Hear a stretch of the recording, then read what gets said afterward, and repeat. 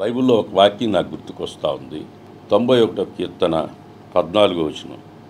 అతడు నన్ను ప్రేమించుచున్నాడు గనుక నేను అతను తప్పించి తిని, అతడు నా నామమును ఎరిగినవాడు గనుక నేను అతన్ని గనపరిచి తిని, అతడు నాకు మొరపెట్టగా నేను అతనికి ఉత్తరం ఇచ్చి తిని, శ్రమలలో నేను అతనికి తోడై ఉంటిని. దేవుడు ప్రేమించే వారికి ఆయన ఎప్పుడు తోడుగా ఉంటాడు. ఈ వాక్యం నన్ను ఎంతో బలపరిచింది, ధైర్యపరిచింది. ప్రభు కొరకు తన ప్రాణాన్ని పోగొట్టుకునేవాడు నిత్యత్వంలో యుగయుగాలుండే రాజ్యాన్ని స్వతంత్రించుకుంటాడు. అలాగే ప్రభు కొరకు క్రైస్తవుడు మరణానికి భయపడడు. బ్రతికితే క్రీస్తు, సావైతే లాభం, బెనిఫిట్. అపోస్తలుడైన పౌలు అంటాడు, మరణం నాకు అది ఎంతో ఆశీర్వాదకరం అంటాడు. ప్రియమైన దేవుని బిడ్డలారా, మరణానికి భయపడేవాడు క్రైస్తవుడే కాదు. నేను 16 ఏట సేవలు అడుగుపెట్టాను. ఇప్పుడు నాకు 60 ఏళ్ల వయసు. ఈ 60 ఏళ్ల వయసులో పరిగెత్తి సేవ చేశా, నడిచి సేవ చేశా, అనేక ప్రాంతాలకు వెళ్ళి సేవ చేశా. వెళ్ళమన్న దగ్గరికి దైవ సేవకులకు వెళ్ళా, ప్రతి దగ్గరకు పోయి సేవ చేసి వచ్చా. ఇప్పుడు నాకు ఒక కాలు తీయాల్సి వచ్చింది, రైట్ లెగ్ తీయాల్సి వచ్చింది. ఇప్పటి వరకు పరిగెత్తా, ఇక మీదట యేసయ్యే నన్ను ఎత్తుకొని నడిపిస్తాడు.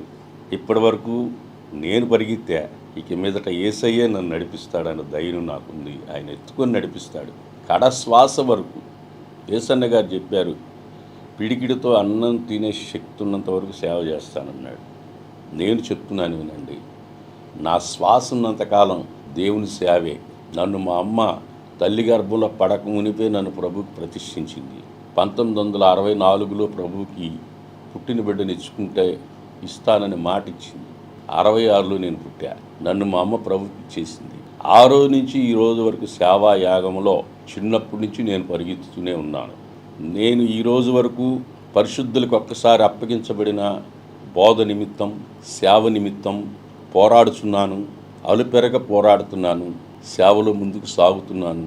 అనేక ఆత్మల రక్షణ కొరకు పరిగిస్తున్నాను, చేస్తున్నాను.